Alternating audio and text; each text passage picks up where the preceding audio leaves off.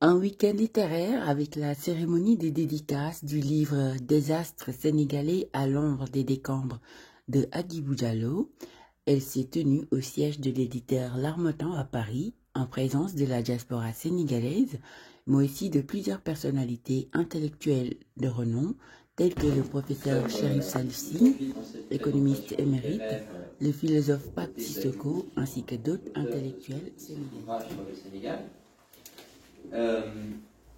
Je vais vous présenter d'abord Hadjibou sous le regard un peu particulier, j'imagine singulier pour vous, d'un militant universitaire que j'étais et que Hadjibou était également en réalité. Nous nous sommes rencontrés au début des années 2000 au sein d'une organisation qui à l'époque s'appelait l'UNEF. D'une façon assez récente parce que c'était autrefois l'UNEFID. J'ai rencontré quelqu'un qui avait des valeurs, qui étaient solides sur des principes, qui n'acceptait pas en fait de les diluer dans des tergiversations politiques. J'ai rencontré quelqu'un qui a écrit un mémoire qui mettait à l'honneur un militant distancié, quelqu'un qui était capable, avec moi, de monter une organisation ad hoc et avec quelques bonnes volontés de se présenter à des élections face à des organisations nationales, de se faire élire, d'obtenir des résultats, de se battre aux côtés des étudiants. J'ai rencontré quelqu'un qui était au sein d'une association, dirigeant au sein d'une association sénégalaise à l'Université Paris 8, mais aussi d'un syndicat l'UNEF à l'Université Paris 8. J'ai rencontré quelqu'un que j'ai pu admirer, qui fait partie des meilleures années de ma vie. Et ce quelqu'un, il s'appelle Diallo Hadjibou. Il est devant vous. Il est là pour vous présenter un ouvrage qui vient sublimer quelque part toute cette expérience militante, cette expérience de vie, ses émotions et ses sentiments, ses appartenances, dans quelque chose qu'il souhaite livrer au plus grand nombre et au plus de personnes intéressées. Au-delà de tout ça, Hadjibou a souhaité mettre à l'honneur un certain nombre de personnes qui lui sont proches, qui ont contribué d'une manière ou d'une autre à son élévation intellectuelle. Et je passerai la main d'abord à Pape Sissoko, qui est ici, philosophe, et qui apporta une contribution sur cet ouvrage qu'il a lu attentivement et pour lequel il vous présentera sa lecture. Ça me met à l'honneur, c'est vrai, et je suis très sensible. Je suis d'autant plus sensible que, d'après ce que je viens d'entendre, j'aurais envie encore de publier plusieurs livres et de te mettre à l'honneur pour t'entendre me flagorner. Parce que, comme disait le poète, tout ce temps vécu pour une petite infamie. Mais dans des circonstances pareilles, on dirait tout ce temps vécu pour un honneur aussi élogieux de mon pire contradicteur que j'ai rencontré tout mon parcours militant. Donc rien que pour ça, je pense que j'écrirai d'autres livres et t'entendre dire du bien de moi. Parce que je t'ai rarement entendu en faire. Partager mon parcours militant, intellectuel, parce que je reste un apprenant et j'ai voulu simplement restituer le peuple. Cet après-midi a été l'occasion pour les invités de partager leurs réflexions et leurs analyses sur la situation socio-économique du Sénégal abordée dans le livre par Hadjibou Diallo. Les différents intervenants ont ainsi pu apporter leur expertise et leur point de vue sur les défis auxquels le Sénégal est confronté. Merci, je suis vraiment pris de court. J'étais venu comme vous pour assister tout simplement et accompagner et témoigner de mon respect et de mon estime intellectuelle pour Hadjibou que j'ai rencontré pour la première fois dans un débat qu'il animait, je pense, auprès d'un ancien Premier ministre, je crois. Et depuis, j'ai continué à le lire et à découvrir un Nietzsche africain. Comme j'aime bien le dire, il y a deux Nietzsche africains, c'est Hadjibou et puis le jeune Elgas. On s'est souvent rencontrés, Hadjibou et moi, lors des rencontres intellectuelles. Je n'ai pas beaucoup de temps, mais quand je décide de venir quelque part, c'est que c'est intéressant. Ce n'est pas pour flatter Agibou, je n'ai pas d'action chez Agibou, mais j'ai l'habitude de dire que nous autres concitoyens africains, il faut qu'on ait l'habitude d'accompagner les gens qui prennent la place, qui prennent le risque d'écrire. C'est Kizerbo qui le disait. Si vous n'écrivez pas, les autres vont écrire à votre place et il sera trop tard pour rectifier. Depuis 10 ans, depuis 15 ans, j'essaie de promouvoir des écrivains, des penseurs, des artistes. Toute personne qui sait écrire, j'essaie à mon niveau de le promouvoir. L'occasion m'est donnée effectivement de lire cet ouvrage. C'est hier à 22h45 que j'ai fini la lecture du livre. Ah, bravo. Pourquoi 22h45? Je l'ai lu en 2 temps.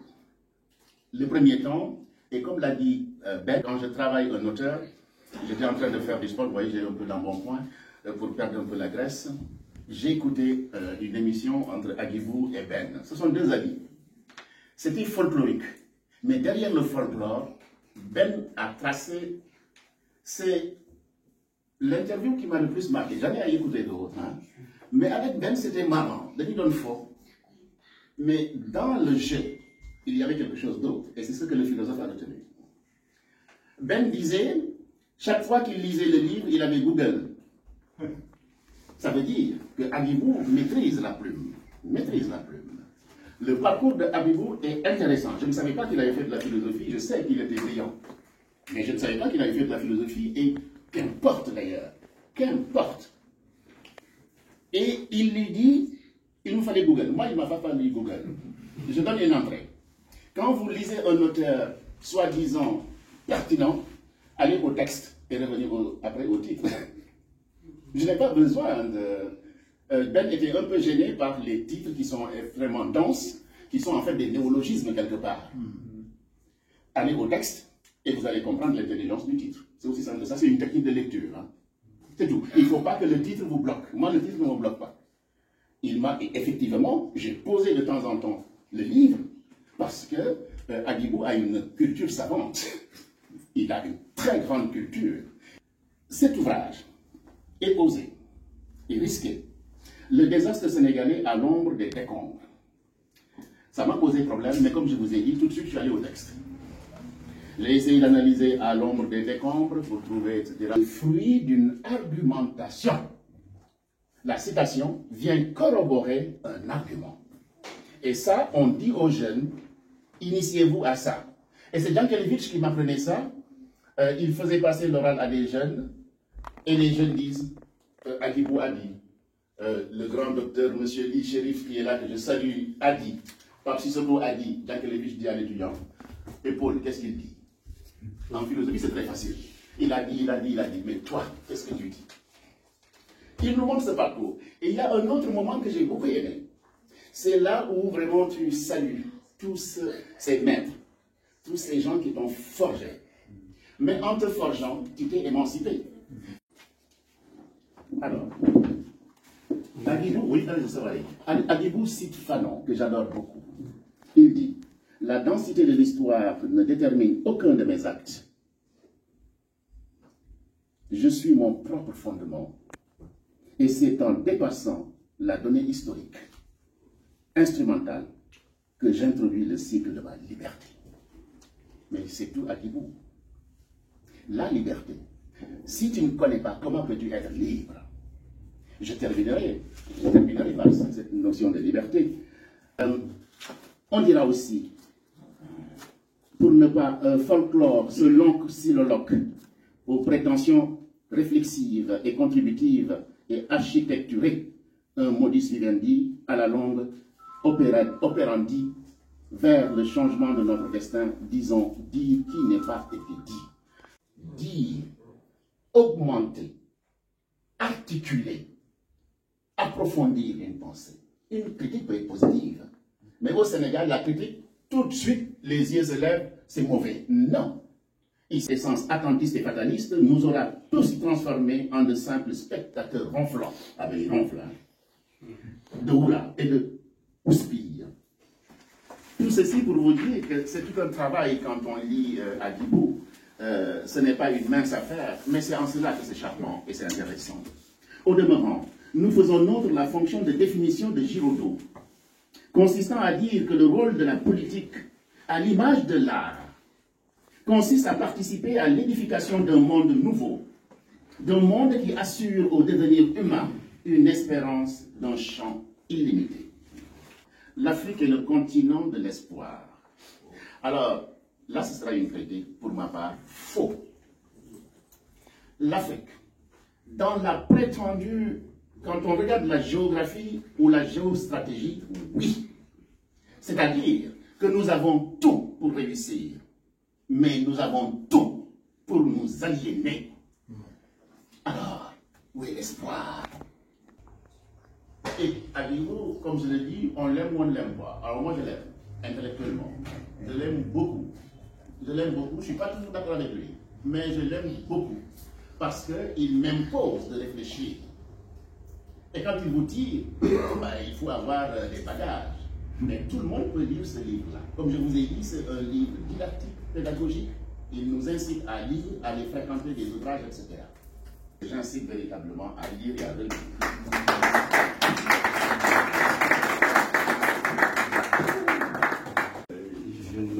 Je ne me sais pas doter d'une épaisseur intellectuelle aussi dans ce qu'on me le prête. Je ne suis qu'un apprenant.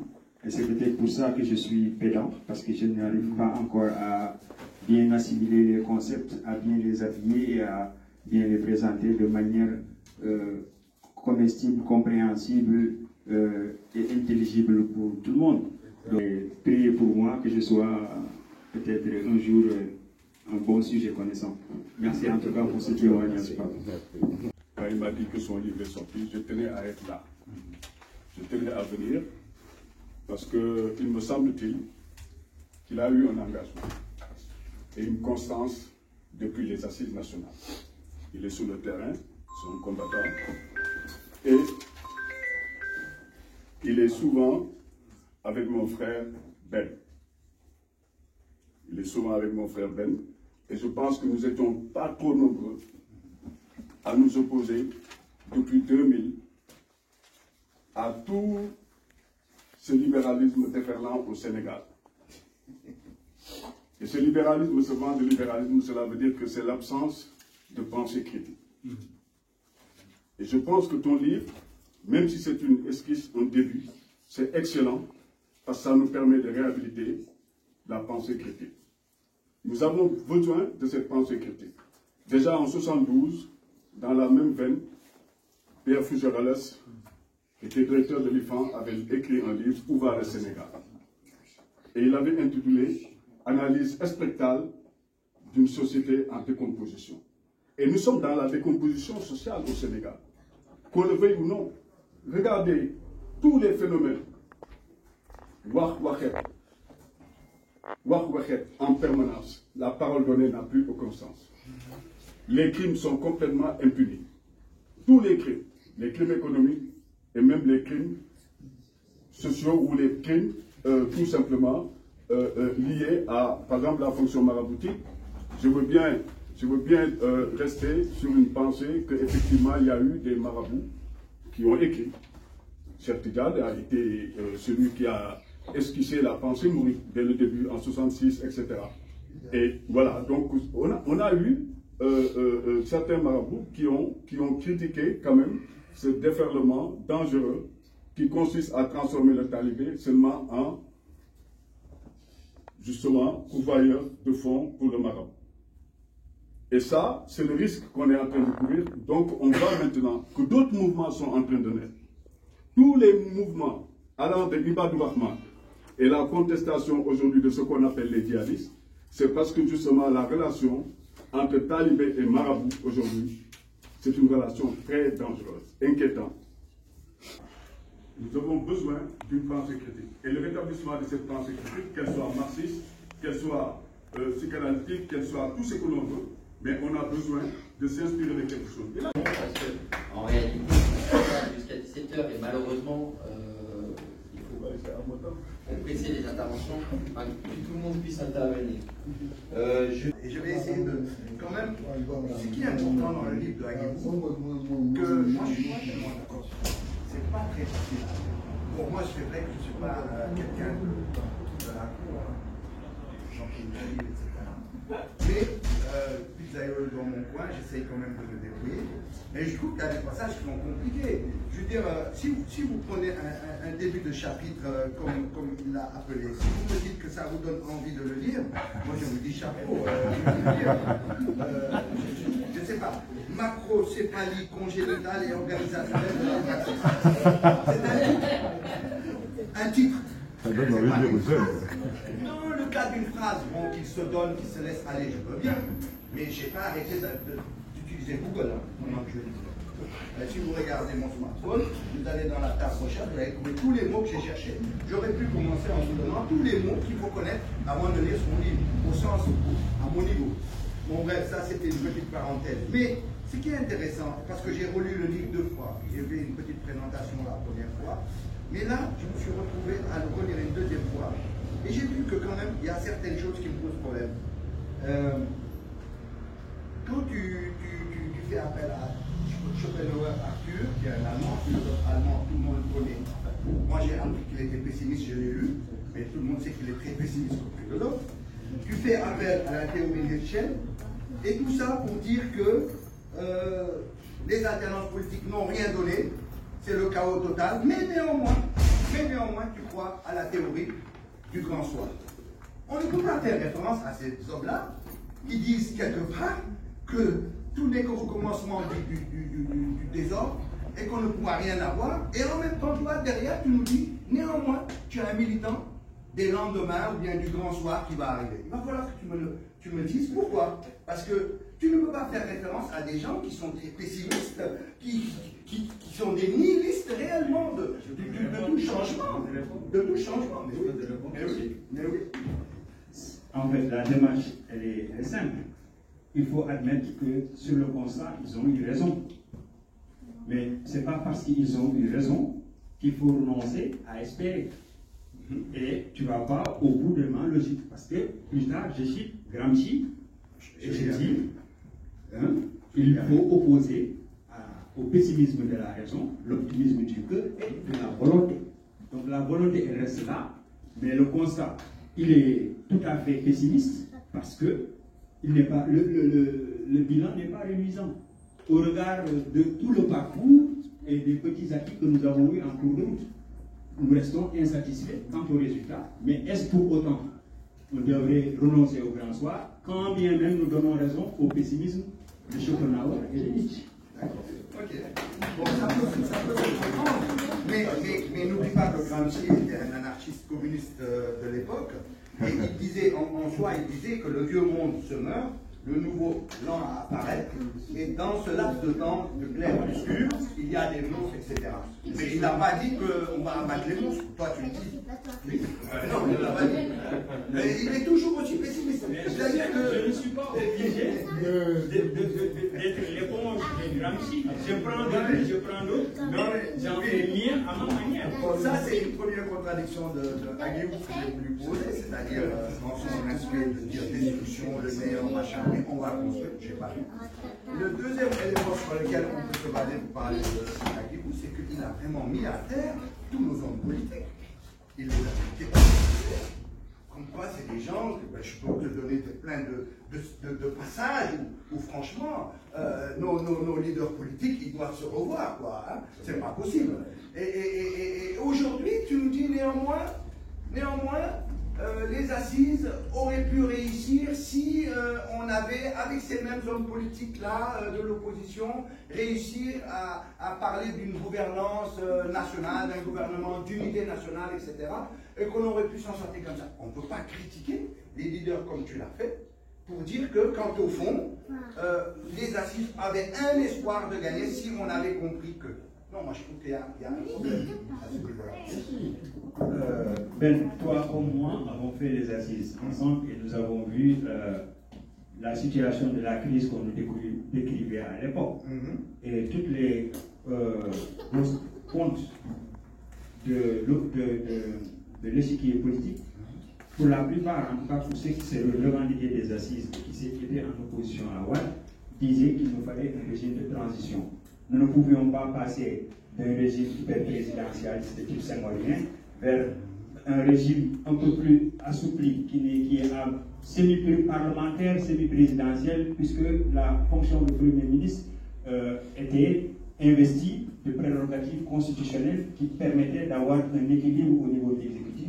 Et donc, ne pas envisager que tous ceux-là, en dépit de leur passif militant, parce que je te rappelle que 68, c'est Abdoulaye Bathily contre Moustapha Niasse dans le campus universitaire et qui s'est tiré des balles de palais. Il a une panoplie ouverte, il n'est pas enfermé dans le marxisme, il n'est pas. Mais jamais je l'ai vu panafricaniste. Jamais. Aguibou n'est pas panafricaniste pour moi. Il vient me défendre qu'il est panafricaniste aujourd'hui. Alors moi je veux voir Aguibou, qu'est-ce qui s'est passé dans la nuit, comme ça, des combats marxistes et autres, etc. Pour que tu arrives à devenir panafricain d'Haïti. Déjà, je pense qu'on a été panafricain dans les premiers pas de notre militantisme. Moi, j'ai fait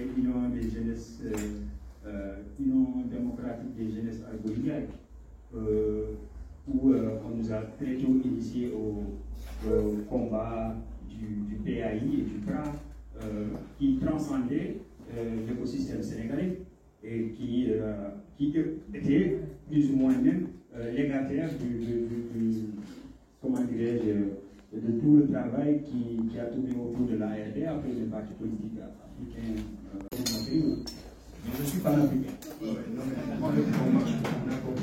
Il n'y a pas de souci, c'est bien de remonter en marche de toute façon, mais il faudrait montrer la transition du marxiste et de celui qui était très ouvert. Mais je ne les oppose pas. Je ne les oppose pas.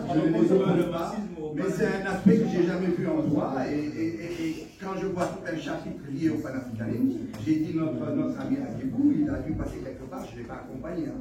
Donc c'était important de le dire. Après, bon, tu l'as dit tout à l'heure, l'histoire de son chaos qui revient. C'est-à-dire qu'on sent à l'intérieur quelqu'un qui a vraiment fait le bilan, quoi.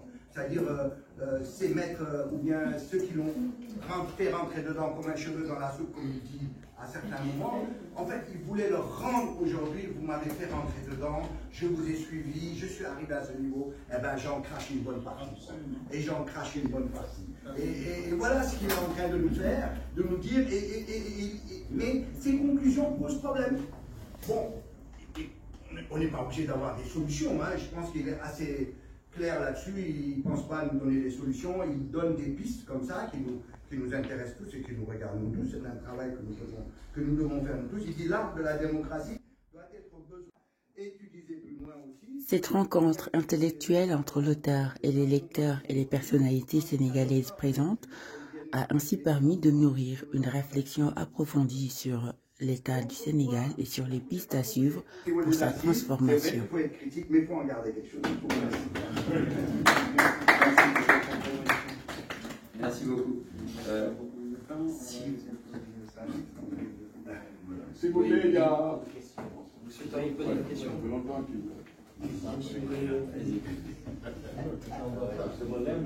Levez-vous. Comme disait Amadou Abidjan, pour éponger un peu les critiques de Venn, qui sont très importantes, hein, parce que quand on écrit quand même, on doit justifier ce qu'on écrit, hein, une démarche scientifique. Et pour éponger un peu les critiques de Venn, Amadou Abidjan nous disait, en tout cas, il faut écrire, parce que dans un livre, on trouvera toujours un mot, une phrase qui pourra nous être utile. Donc, dans ce sens-là, je pense que vraiment, il faut le féliciter et l'applaudir. Bon. La cérémonie a été un moment riche en échanges et en partage, témoignant de la vitalité de la diaspora sénégalaise et de sa volonté de contribuer au développement de leur pays d'origine. Ce livre-là, c'est un livre engagé quand même. Est-ce qu'il s'adresse à Ben, à Momar Diop, ou il s'adresse actuellement aux candidats potentiels à l'heure où effectivement le Sénégal va affronter bien sûr une présidentielle de tous les dangers? Merci. C'est mon narratif militant en fait. je ne me retrouve plus dans le fonctionnement des structures, à la fois des partis et des syndicats, même si je reste toujours syndiqué et militant. Il n'y a pas d'excitation à proprement parler intellectuelle, c'est plutôt des factions qu'on essaie d'organiser pour un ennemi identifié à un moment donné et puis recomposer le même chemin. Donc c'est ce militantisme rasé qui a tendance à disparaître et donc ne trouvant plus de cadre pour m'exprimer, je me suis dit je prends mon courage à deux mains et je mets d'une noir sur du blanc toutes les idées qui me passent par la tête et qui sont en relation avec mon engagement. Voilà. Si vous me permettez très modestement d'exprimer une idée qui me vient, qui relève un peu de l'expérience que j'ai d'Ali Bou. Vous voyez une contradiction entre l'état des choses présentes, son analyse des choses, et ses perspectives, ce qu'il propose dans le livre. Mais si vous suivez une réflexion de Castoriadis, c'est dans l'état des choses présentes qu'émerge le nouveau. Et la rupture historique, elle se fait comme ça. Et donc, quelque part, je dirais que ce que je relève de son mémoire à l'époque où déjà il était étudiant, aujourd'hui des remarques que vous avez faites, c'est ce militant distancié. C'est-à-dire que ce n'est pas la perspective de la victoire, mais la nécessité du combat. Oui.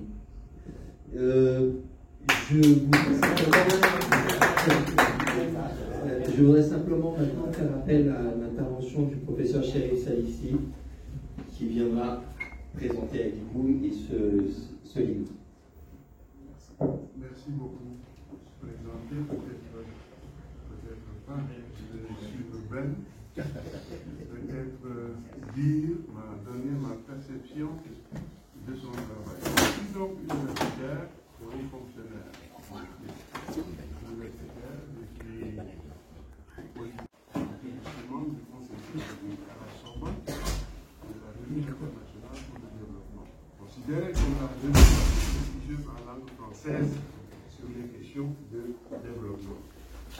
En tant que membre du Colestria, évidemment, président du Forum sociaux mondiaux, à Porto Alegre, et président du Forum du tiers-monde depuis le décès du professeur Samir Amin. Dans mon travail, je suis perçu comme un critique radical du capitalisme et du libéralisme. Peut-être est-ce pour ça que j'ai quitté le gouvernement. Disons que je n'étais pas membre du gouvernement, j'étais conseiller technique. Donc mon travail s'est limité à la réflexion pour l'action, mais je n'avais pas la décision en main. Donc je suis aussi contre le néolibéralisme, critique du présidentialisme et de la démocratisation de la société de type occidental. Sur cette question, je suis radical. Je pense que nous passons à côté lorsque nous passons notre temps à limiter la démocratie à cette seule forme de démocratisation qui est en train de péricliter dans tous les pays du monde. Et je vous recommande à cet effet de lire un petit livre de 75 pages de Amartya Sen qui s'intitule La démocratie des autres. La démocratie, elle a existé partout, ou presque, sur la planète, mais nous n'avons pas toujours de rapport critique dans nos pays, malgré notre mécontentement et tout, sur tout ce qui nous vient d'ailleurs. Je suis en train d'ailleurs d'écrire un dictionnaire en français et en wolof avec le professeur Safikiam, que j'ai intitulé tous les concepts qui nous viennent d'ailleurs. Que ce soit le gouvernement, que ce soit les sociétés civiles, nous ne passons notre temps qu'à manipuler des concepts construits en dehors de nous, totalement en dehors de nous. Et il n'est pas surprenant à ce moment-là que nous passions à côté des solutions qu'attend de nous la population. Donc, ce qui a attiré mon attention, et je regrette l'incompréhension, parce qu'il me disait qu'il voulait que moi j'écrive la préface, parce que ce qui m'a intéressé, c'est que justement, dans le comité scientifique, ici à la Sorbonne, nous sommes en train de corriger ce que cette vieille maison fait depuis des décennies. C'est-à-dire, s'attaquer maintenant au récit de vie. Et c'est ce qui me plaît dans son travail, c'est que c'est un récit de vie. Ce n'est pas un roman, ce n'est pas un livre d'histoire, c'est quelqu'un qui parle pour lui-même à partir de sa perception de sa société et des affaires. Et cela a beaucoup manqué, particulièrement dans notre monde francophone. C'est pour cela que j'ai été invité aussi dans ce comité scientifique pour aider, en tout cas, à laisser parler ceux qui vivent de ce qu'ils vivent. Au lieu que nous, intellectuels prétentieux souvent, sans limite, nous nous mettions à parler de l'État. Donc c'est un livre qui m'a beaucoup enchanté. Vous m'excusez, j'ai des problèmes de vue, je vois très mal. De cette expérience, donc, ressort une dissonance qui structure les rapports de classe. C'est un aspect très important qu'il a soulevé dans son livre. Certains disent que les classes sociales disparaissent. Quand on en parle comme ça satisfait la bourgeoisie. C'est ce que j'appelle les nouveaux maîtres du monde. Et c'est pour ça que je suis entre tout ce qui est racisme ou antiracisme. Dès lors que la science a prouvé partout que nous ne sommes qu'une espèce, mais évoquer l'antiracisme, c'est une aberration. Je dis simplement à cela que ce sont des anti-humanistes. C'est ça la réalité. Si vous vous braquez sur la question du racisme, vous donnez un coup de pouce considérable aux maîtres du monde, parce qu'à ce moment-là, vous reléguez au second plan la question de la lutte des classes. Parce qu'au fond, tout ce dont il s'agit, c'est un problème de lutte des classes, depuis hier jusqu'à aujourd'hui. Donc, une suggestion serait qu'il approfondisse la question des luttes de classe. Il a bien situé aussi son travail. Je crois que c'est ça un récit de vie. Vous me dites de parler de ça, de ça, de ça. Moi, je choisis de parler de ça. Il cadre d'abord, il prend la liberté de choisir son champ d'intervention. Le deuxième levier, c'est pour parler de quoi? Des dynamiques sociales. Et le troisième levier, ce sont les valeurs normatives sur lesquelles lui est adossé et souhaiterait qu'un leadership de tout nouveau, s'adresse dans nos pays. Pour finir, je dirais simplement que c'est un travail qui s'est voulu intelligible, mais qui n'en reste pas moins une œuvre humaine avec ses forces et ses faiblesses. Et parmi, je ne dirais pas que ce sont des faiblesses, c'est une suggestion que je peux faire pour approfondir, pour prolonger le travail. C'est-à-dire, je crois qu'il faut véritablement attaquer le mal. Le mal, il n'y a que deux mots. Le premier est à la base de toutes les mystifications. De vous, de moi, de nous tous. Nous convoquons notre peuple à travers des programmes politiques, en lui faisant savoir que nous prenons le pouvoir, son sort changera. Alors que tous, nous savons que la feuille de route qui gouverne nos pays, c'est les 3 pages du Fonds monétaire et de la Banque mondiale. C'est une mystification et c'est la raison fondamentale pour laquelle, tout en soutenant le principe de l'élection, je ne participe à aucune élection. Je n'y crois pas. Je ne peux pas assumer ce mensonge à notre peuple. C'est ainsi que, avec cette alternance, quand Abdoulaye est arrivé au pouvoir, c'est l'habitude, hein, pour ceux qui ne savent pas, c'est toujours la déclaration de politique générale, c'est 8 heures. Du matin au soir, on parle de 300 pages, 500 pages. Et le lendemain, la dernière fois, la représentante de l'Union européenne a fait une sortie en disant « Oui, tout ça c'est bien, mais tenez-vous-en à notre feuille de route ». J'ai immédiatement appelé la presse. Et j'ai fait une rencontre en montrant vraiment le mensonge et la mystification dans laquelle le leadership politique actuel du Sénégal est installé. Je crois qu'il faut en faire la critique. Nous trompons le peuple.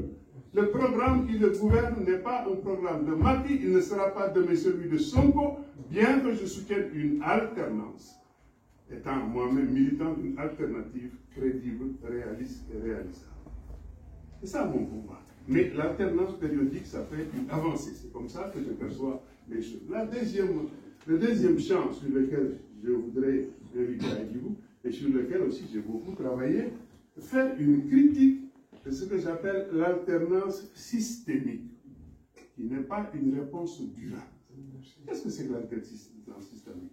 C'est-à-dire, nous n'élisons plus. Nous faisons tomber celui qui est en place. Et à ce moment-là, à chaque moment d'élection, il y a 2 camps identifiés et connus, et qui, à chaque fois, sont installés, ne donnent pas les réponses satisfaisantes au peuple. Je pense que c'est une question de fond. L'alternative dans une société ne peut arriver que lorsque, lui, je dis souvent, les masses populaires portent un projet émancipateur et qui les émancipe elles-mêmes. Je crois que c'est une question de fond. Je vais peut-être m'en arrêter là et encore une fois te féliciter tes amis, parce que c'est le terreau quand même qui suggère tout le travail que tu fais, qu'il fait, que les autres font. En tout cas, souhaitant que nous puissions nous rapprocher, voir un peu ce que nous pourrions faire ensemble, parce que le mal est profond dans notre pays. Le mal est particulièrement profond. Les leaders politiques sont corrompus. J'ai été quand même 2 fois conseiller de cabinet à la présidence de la République. J'ai eu le temps de savoir qui rend visite à l'ambassadeur de Turquie le lundi, qui dîne le mardi chez l'ambassadeur britannique et qui vient le mercredi soir à 3 h du matin chez le président de la République. Il y a une sorte de naïveté aussi sur la jeunesse, extrêmement corrompue. La jeunesse et la société civile, il faut les étudier très sérieusement, ne pas rejeter tout le monde, mais être extrêmement vigilant. Sinon, demain, c'est encore le désespoir, la déception que nous allons mettre entre les mains de notre population. Je vous remercie.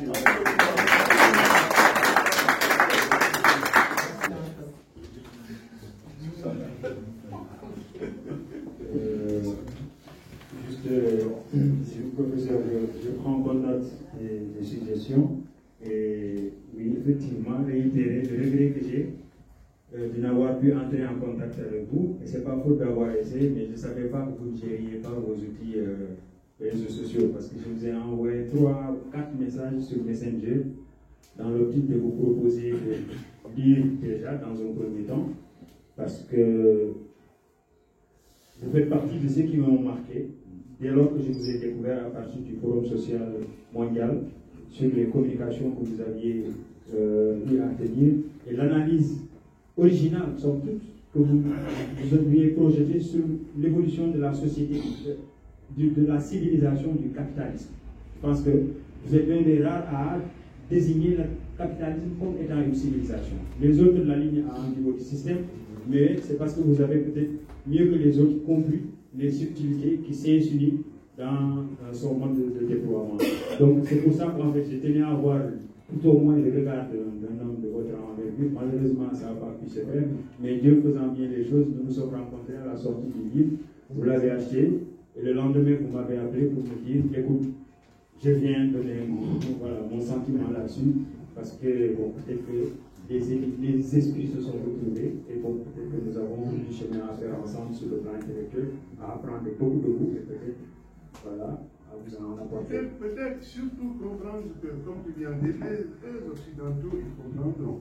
Les Africains se plaignent souvent, tu vois, mes amis, mes grands frères, disent qu'on a perdu nos religions, qu'on a perdu. Mais c'est l'Europe qui a perdu ça d'abord il y a 5 siècles.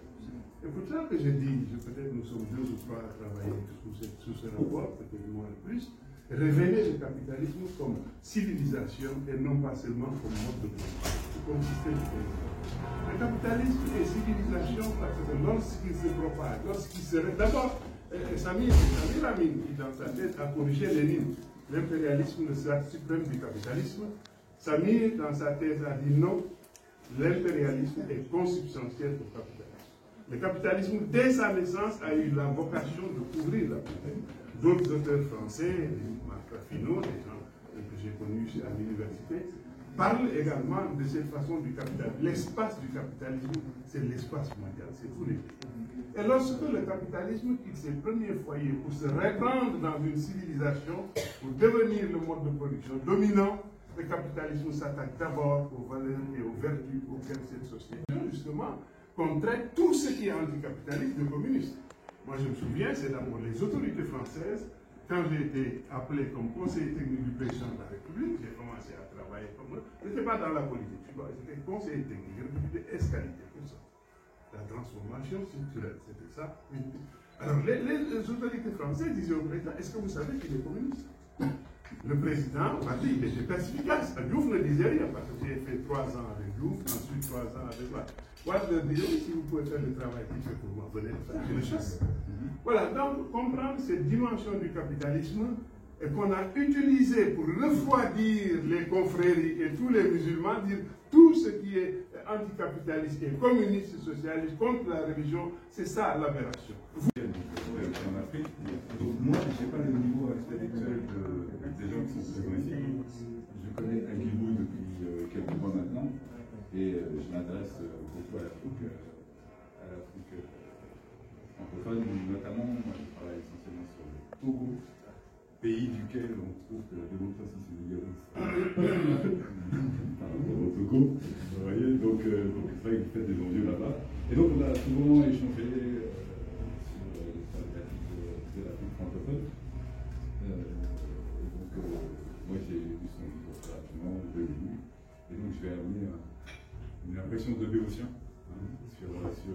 que j'ai lu. D'abord, je suis d'accord avec monsieur, ce n'est pas facile à lire. Et donc moi je travaille à l'université sur tout ce qui est médium, et communication, et il me paraît fort important, tout dépend de l'objectif du livre. C'est-à-dire que moi je l'ai lu, je n'ai pas eu besoin forcément de Google ou d'un dico à chaque mot, mais les phrases sont très denses. Donc elles nous obligent, si on veut faire un travail intellectuel sur chaque phrase, à y passer du temps. C'est pas un petit livre qu'on lit en une heure. C'est prêt au jeu intellectuel. Ça c'est la première chose. Quel est le sujet de cette réflexion? Sinon, ça reste quelque chose de très intéressant entre d'élitistes, mais entre 10-15 personnes qui ont à charge, évidemment, de développer des idées pour, mais on dit bien éclairer la masse. Hein. On parle d'une avant-garde qui est censée éclairer la majorité des gens. Donc ça, c'est ma première réflexion, encore une fois. Quant au fond, moi je trouve que ce livre en appelle d'autres. Pourquoi? Parce qu'il y a beaucoup de choses à l'intérieur qui prévalent de domaines différents. Il y a un terreau philosophique évident, avec une érudition incroyable, mais l'érudition incroyable, peut-être il y a quelque chose de secret derrière une érudition. On n'est peut-être pas obligé de la montrer, de la surmontrer pour convaincre. Le sens de ta réflexion et quelques citations suffisent pas la peine d'aller dans la surproduction d'érudition, parce qu'au bout d'un moment, ça noie un petit peu le message. Et puis ça participe pour moi, on en a souvent parlé, d'un complexe. Pourquoi, étant africain, érudit, doit-on absolument montrer toute son érudition pour convaincre? Pourquoi?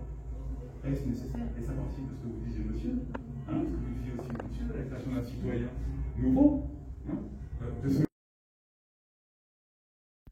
En conclusion de cette cérémonie de dédicace, l'auteur s'est dit très touché par l'intérêt et l'émotion que le public a exprimé envers son livre « Des astres sénégalais à l'ombre des décombres ». Les questions et commentaires ont suscité en lui une réflexion approfondie sur les enjeux soulevés dans son récit, et il a été heureux de constater que le message qu'il a voulu transmettre a trouvé écho auprès de ses lecteurs. Il n'est d'ailleurs pas exclu la publication d'autres livres dans le sens d'approfondir certaines idées soulevées.